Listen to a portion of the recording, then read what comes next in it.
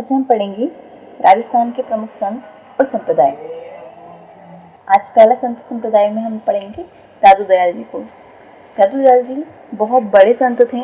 इनका जन्म अहमदाबाद में हुआ। लोधीराम नामक ब्राह्मण ने इनका पालन पोषण किया। लोधीराम नामक ब्राह्मण ने इनका पालन पोषण किया। इनके गुरु ब्रह्मानंद जी, जिन्हें वृद्धानंद जी भी कहते हैं, बुढ़न बाबा भी कहते हैं। राजस्थान में शुरुआती दिनों में ये सांभर में रह रहे थे। 1568 ईस्वी की बात है। ये तब सांभर में रह रहे थे। कालांतर में ये आमेर में रहे थे। इनकी मुख्य पीठ नरेना जयपुर है। यहीं पर इन्होंने समाधि ली थी और यहीं पर इनकी मृत्यु भी हुई थी। यहीं पर इनकी मृत्यु हुई थी, जिसे दादू खोल कहते हैं। इन्होंने निर्गुण भक्ति का संदेश दिया। देखिए, दो प्रकार की भक्ति होती है, हम यहाँ पर मेंशन कर लेते हैं। एक तो सगुण भक्ति होती है, एक निर्गुण भक्ति होती है। तो ये निर्गुण भक्ति के संत थे। सगुण भक्ति में तो शैव, वैष्णव, नाथ,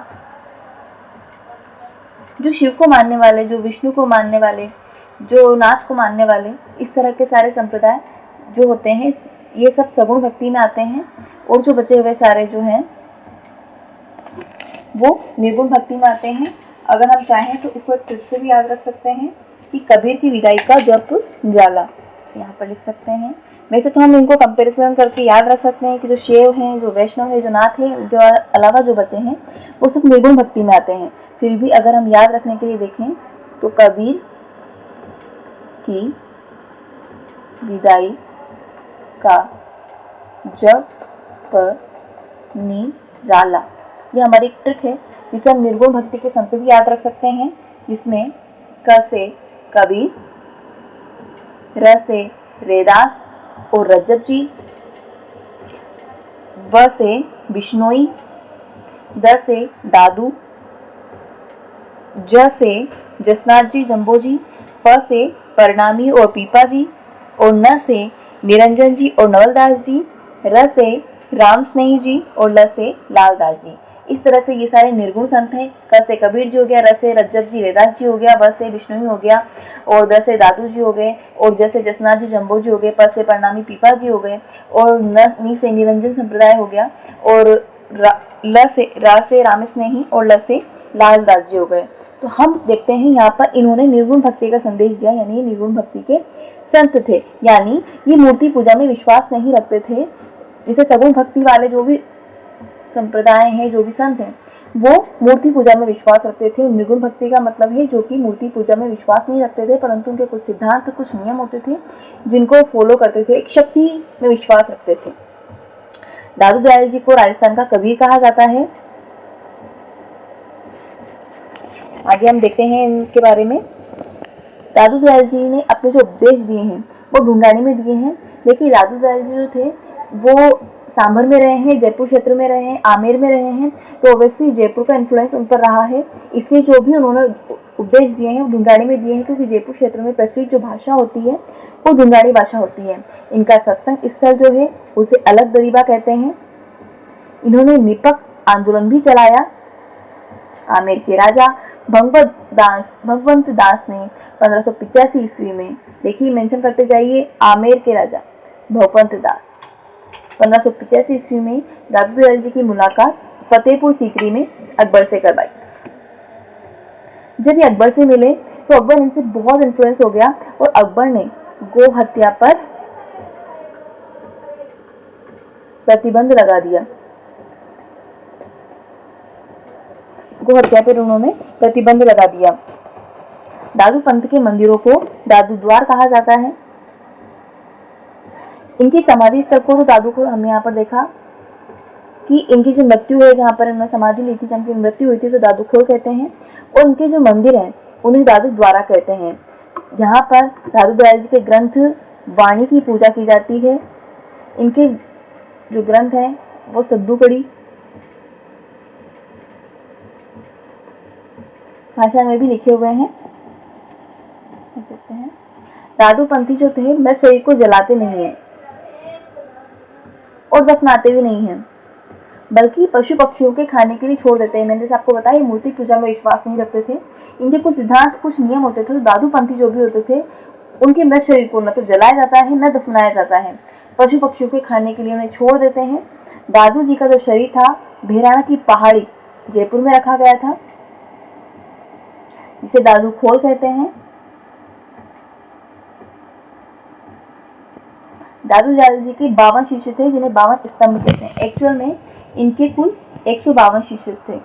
इसमें 52 शिष्य तो स्तंभ कहलाते हैं, और जो 100 शिष्य थे वो एकांत विरागी कहलाते हैं।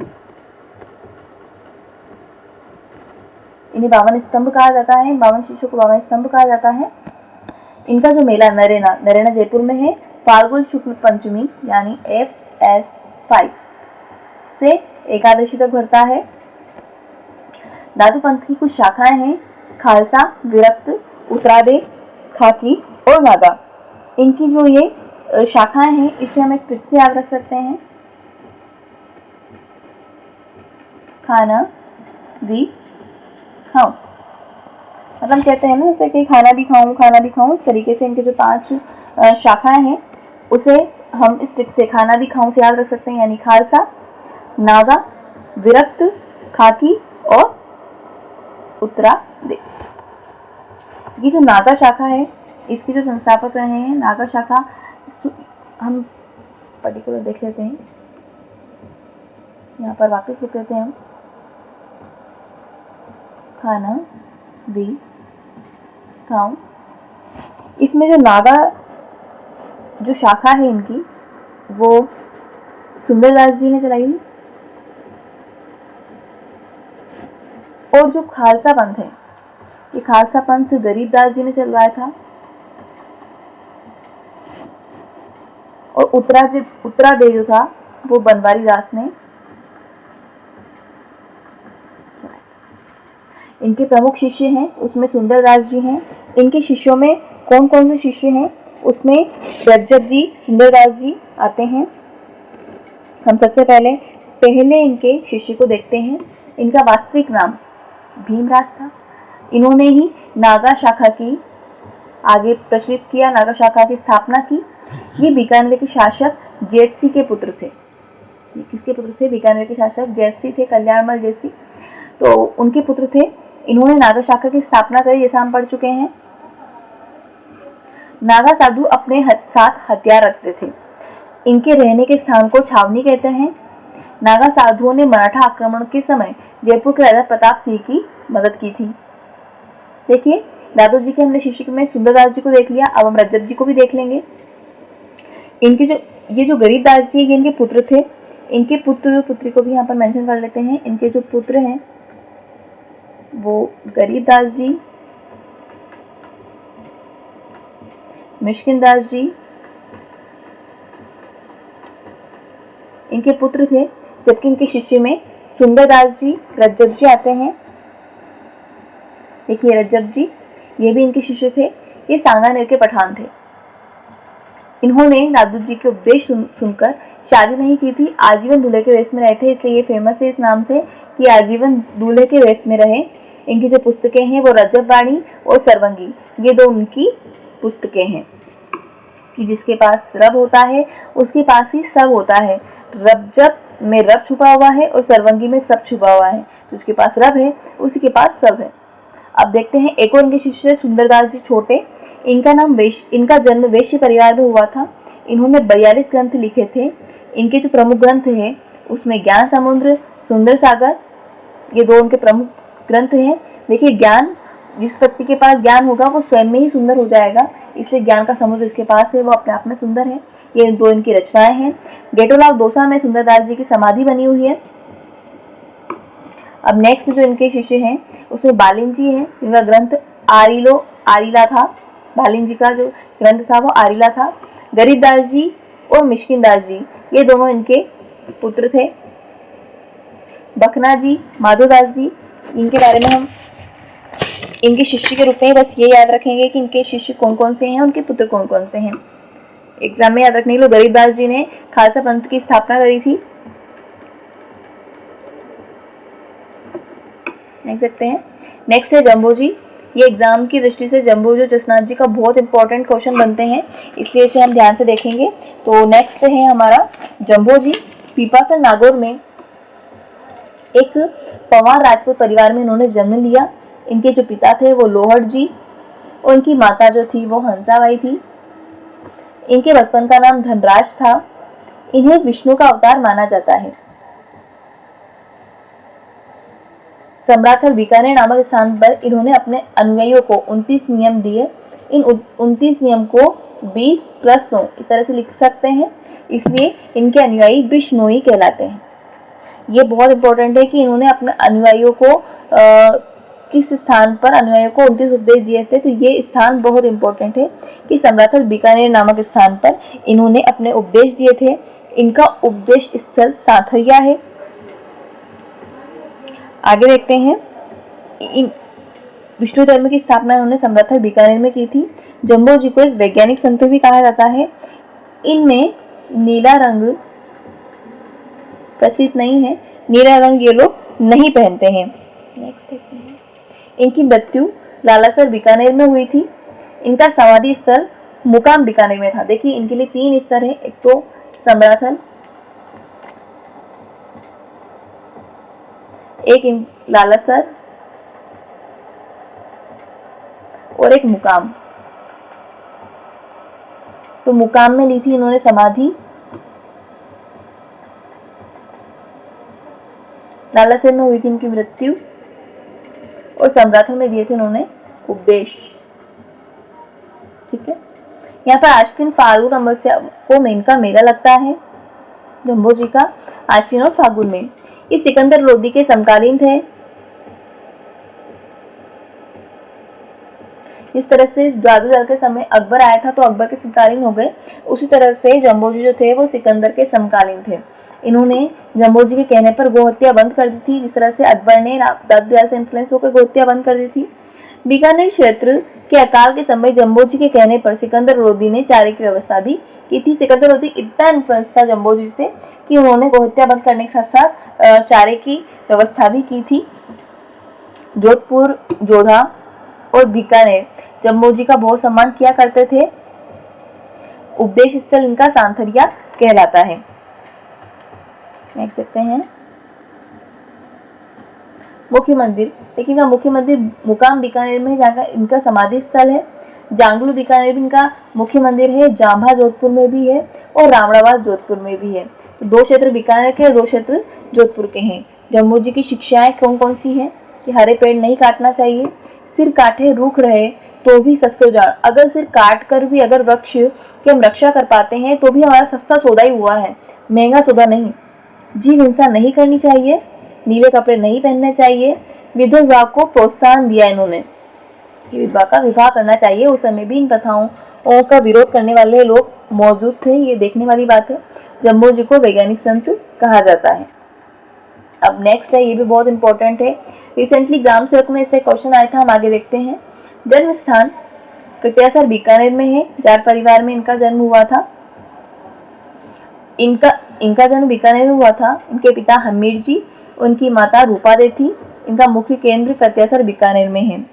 देखिए जसनाथ जी और जम्बो जी अक्सर कंफ्यूज कर देते हैं जसनाथ जी, क्योंकि जम्बो जी के सारे क्षेत्र बीकानेर और जोधपुर में हैं। तो कंफ्यूज करने वाली बात है कि इनका जन्म हुआ कटियासर बीकानेर में, जबकि जम्बो जी का जन्म हुआ था पीपासर नागौर में। ठीक है, तो ये जन्म से कंफ्यूज नहीं होना है। जसनाथ जी कटियासर बीकानेर में जन्मे हैं। 1500 ईस्वी में गोरखमाले बीकानेर में जसनाथ जी व जम्बो जी मिले। कहाँ मिले? गोरखमाले नामक स्थान पर जसनाथ जी और जम्बो जी मिले। यही इन्होंने तपस्या भी की थी जसनाथ जी ने, यही इनका तपस्या स्थल है। और ये आजीवन ब्रह्मचारी रहे थे। सिकंदर लोदी के समकालीन थे। जसनाथ जी जम्बो जी दोनों सिकंदर के समकालीन रहे हैं। सिकंदर लोदी ने इन्हीं कटियासर के पास भूमि दान की थी। इन्होंने बीकानेर के लूणकरण को राजा बनने का आशीर्वाद दिया था। लूणकरण को राजा बनने का आशीर्वाद किसने दिया? जसनाथ जी ने दिया था। अपने अनुयायी को इन्होंने 36 उपदेश दिए थे। देखिए जम्बो जी ने कितने उपदेश दिए थे? 29। और जसनाथ जी ने कितने नियम दिए? 36। इनके अनुयायी गले में काली ऊन के धागे पहनते हैं। मोर पंख जाल वृक्ष को ये लोग पवित्र मानते हैं। इनके अनुयायियों द्वारा अग्नि नृत्य किया जाता है। अग्नि नृत्य करते समय ये लोग फतेह फतेह का उच्चारण करते हैं और जो अग्नि का होता है उसे धूना कहते हैं, धूनी कहते हैं। और ये अग्नि नृत्य जो है वो जाटों द्वारा किया जाता है।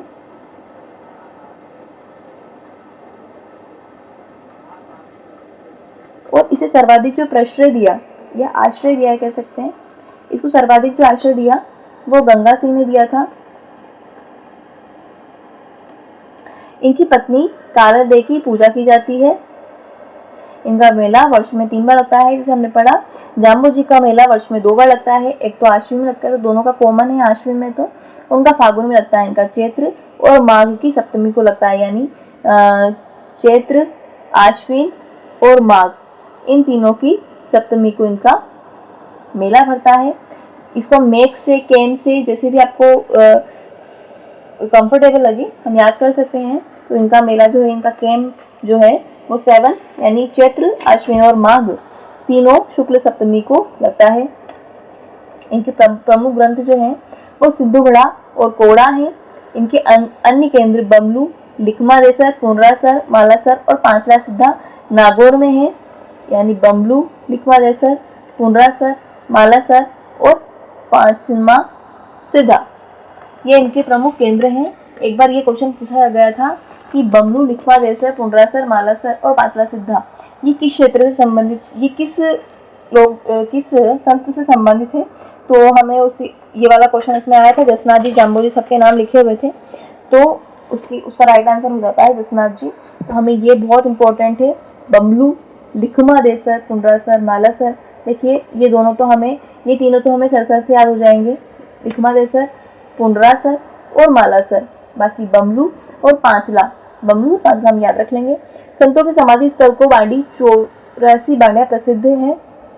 मुख्य संत इनके लालनाथ जी, जिसे जीव समझोत्री ग्रंथ लिखा था। रामनाथ जी ने यशुनाथ पुराण लिखा था, जिसे जसनाथ संप्रदाय की बाइबल भी कहते हैं।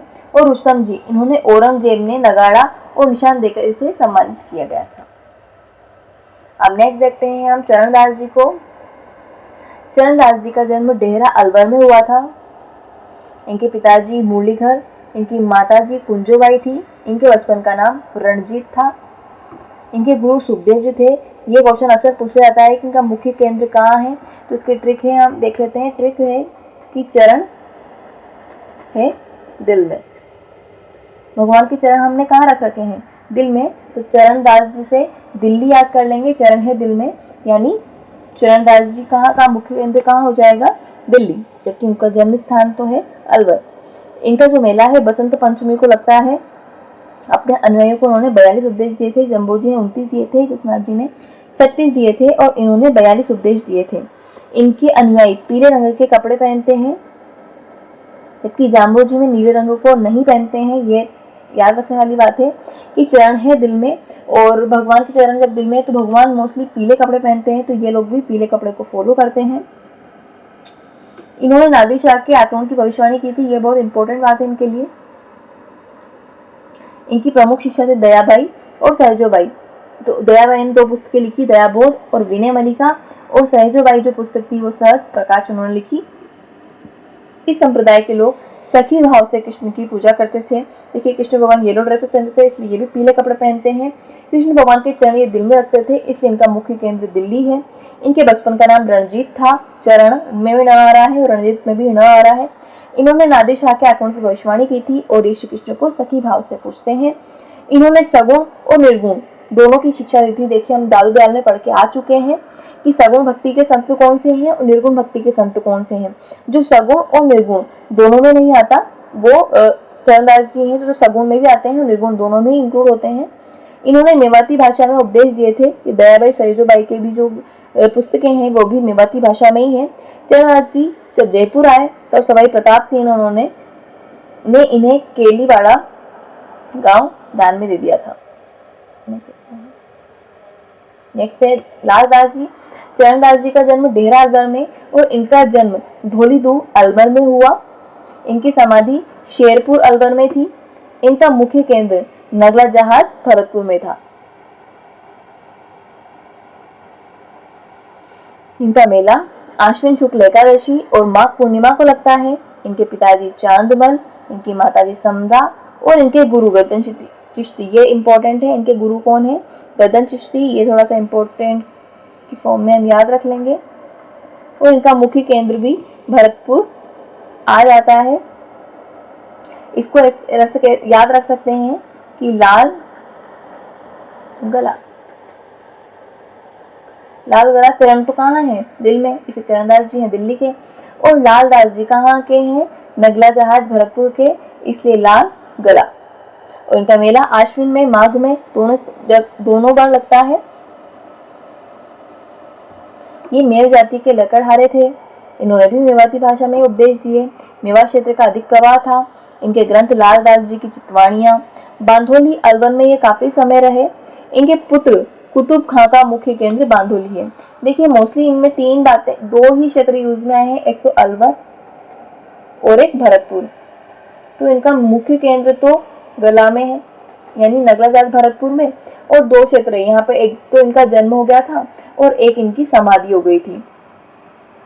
तो धौली धूब अलवर में तो इनका जन्म हो चुका है, जबकि शेरपुर अलवर में इनकी समाधि हुई थी। तो हम ध्यान रखेंगे इस बारे में। संत हरिदास जी का जन्म कापड़ोद नागौर में हुआ था। इनका वास्तविक नाम हरि सिंह साखला था। पहले ये डाकू थे, परंतु बाद में सन्यासी बन गए थे, इसलिए इन्हें वाल्मीकि भी कहते हैं। इनका मुख्य केंद्र गाड़ा डिडवाना, यानी इसे भी हम ट्रिक से याद कर सकते हैं कि हरी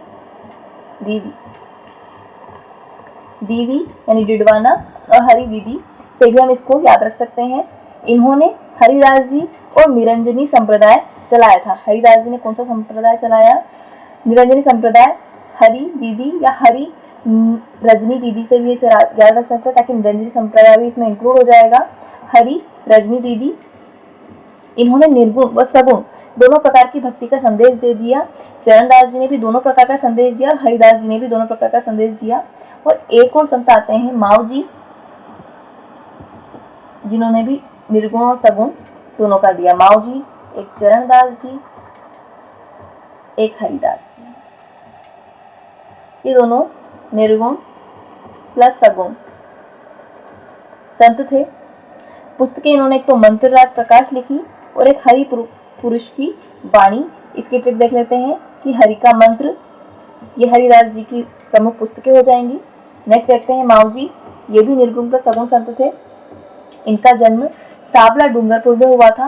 ये एक वागड़ के संत हैं और वागड़ क्षेत्र डूंगरपुर और बांसवाड़ा ही कहा जाता है। इनका जन्म सावला डूंगरपुर में हुआ। इन्होंने भगवान श्री कृष्ण की पूजा निष्कलंकी अवतार के रूप में की थी। इन्हें भगवान श्री कृष्ण का 10वां अवतार भी कहा जाता है। इन्होंने निष्कलंकी संप्रदाय चलाया था। इनके अनुयायी इन्हें विष्णु का कल्कि अवतार कहते हैं। इन्होंने कृष्ण लीला की रचना वागड़ी भाषा में की, क्योंकि ये इनका जन्म डूंगरपुर क्षेत्र में हुआ। डूंगरपुर बांसवाड़ा क्षेत्र को वागड़ क्षेत्र कहते हैं, इसलिए इनकी रचनाएं भी वागड़ी भाषा में थी। संत माव जी ने बेणेश्वर धाम डूंगरपुर की स्थापना की। बेणेश्वर धाम डूंगरपुर हमने पढ़ा है इनके बारे में कि सोम माही जाखम तीनों का संगम है।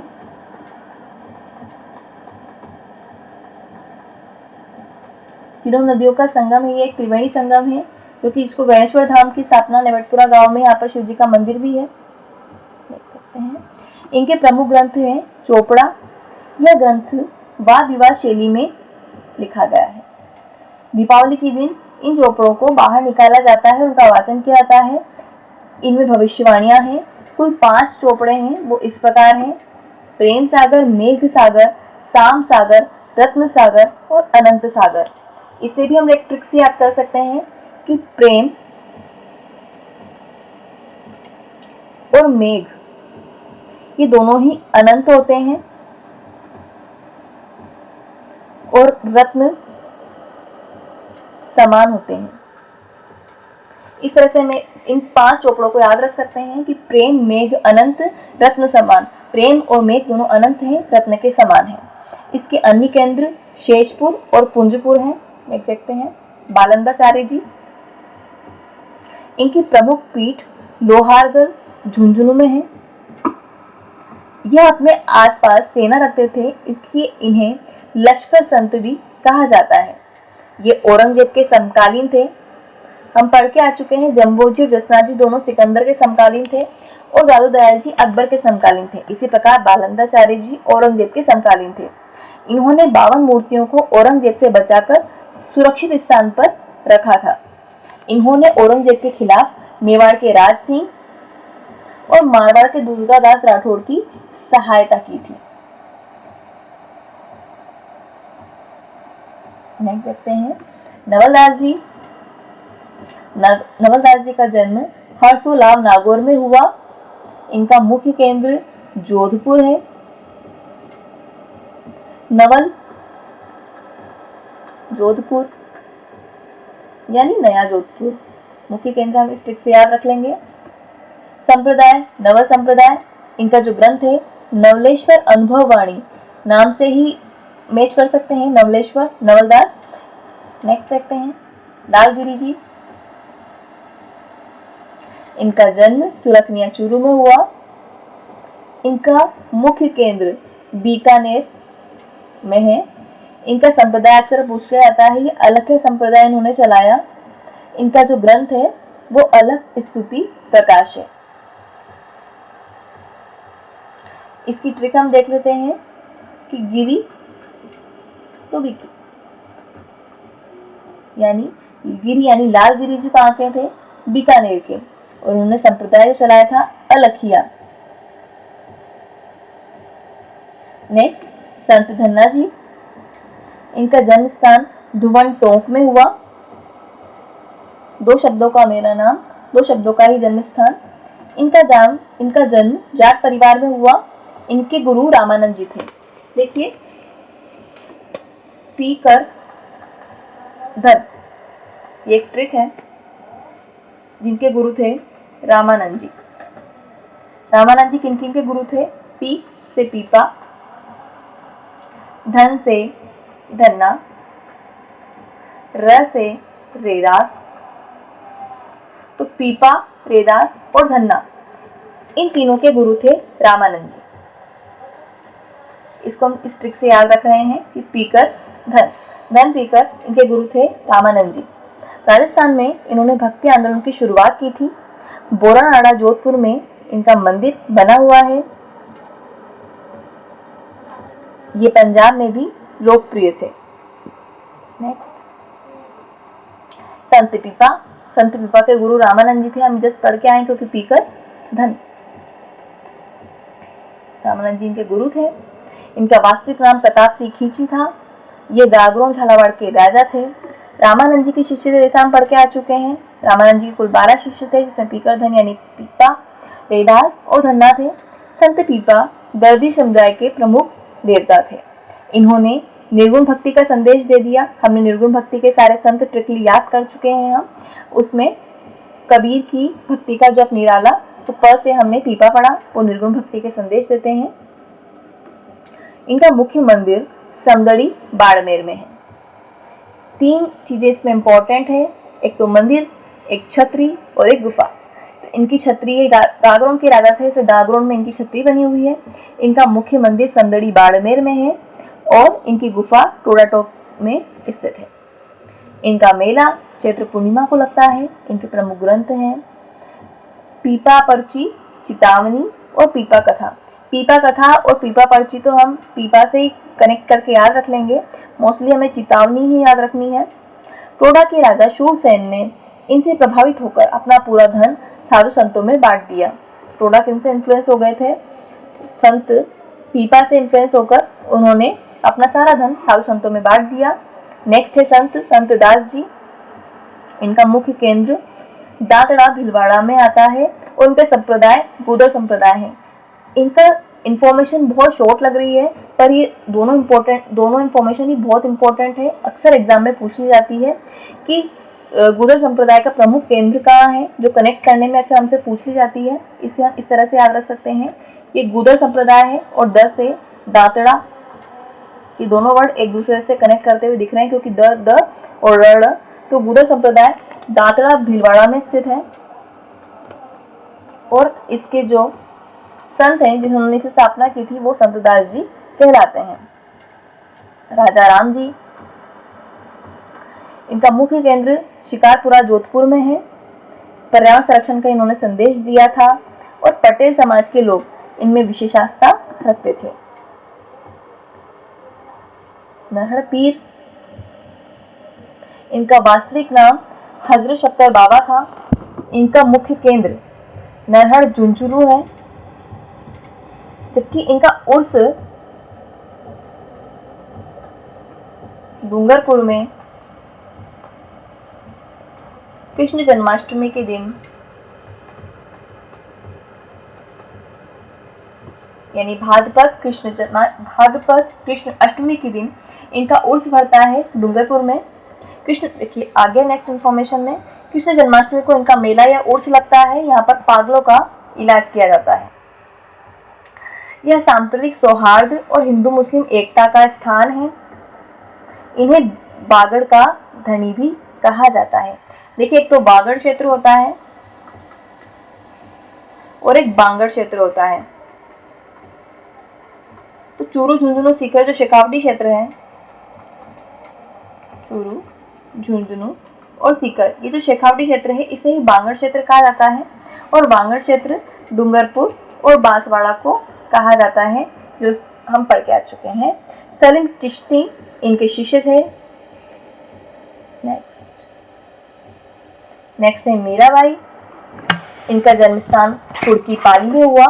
इनके पिता रतन सिंह बाजोली के जागीरदार खानवा के युद्ध में राणा सांगा की तरफ से लड़ते हुए वीर गति को प्राप्त हो गए।